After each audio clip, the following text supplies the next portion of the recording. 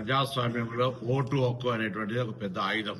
గ్రామీణ ప్రాంత ప్రజలు 90% పైగా ఓటు హక్కును వినియోగించుకొని ప్రజాస్వామ్యం పట్ల పూర్తి విశ్వాసం చూపెడతా ఉన్నారు. అర్బన్ ప్రాంత ప్రజలు ముఖ్యంగా హైదరాబాద్ లాంటి ప్రాంతంలో కొంత ఓటింగ్ పర్సెంటేజ్ సగం కూడా ఉండనటువంటి పరిస్థితుల్లో తెలంగాణ వ్యాప్తంగా దాదాపు 40% ప్రాతినిధ్యం వహించేటువంటి అర్బన్ ఓటింగ్ రేపు జరగనున్నటువంటి దృష్ట్యా నేను అర్బన్ లో ఓటు వినియోగించుకునే ప్రతి ఓటర్ను ప్రజాస్వామిక హక్కు అయినటువంటి ఓటు హక్కును వినియోగించుకోమని కోరుతా ఉన్నాను. గ్రామాల అభివృద్ధికి ఏ విధంగా అయితే గ్రామ ప్రాంత ప్రజలు ఓటు హక్కును వినియోగించుకొని తమ ప్రజాప్రతినిధిని ఎన్నుకుంటున్నారో అర్బన్ ప్రాంతాల్లో కూడా అర్బన్ అభివృద్ధికి సంబంధించి ఓటు హక్కు ఉన్న ప్రతి ఓటరు తమ ఓటు హక్కును వినియోగించుకోవాలనేటువంటి ఆకాంక్షను, అభిప్రాయాన్ని, విజ్ఞప్తిని వ్యక్తం చేస్తా ఉన్నారు. దీనివల్ల ప్రజాస్వామ్యం ప్రకారంగా మెజారిటీ ఓట్లు వచ్చినటువంటి వాళ్ళు ఆ ప్రాంతాన్ని బాధ్యత గల ఓటర్ మహాశైల నిర్ణయం మేరకు అభివృద్ధి చేసే అవకాశం ఉంటుంది.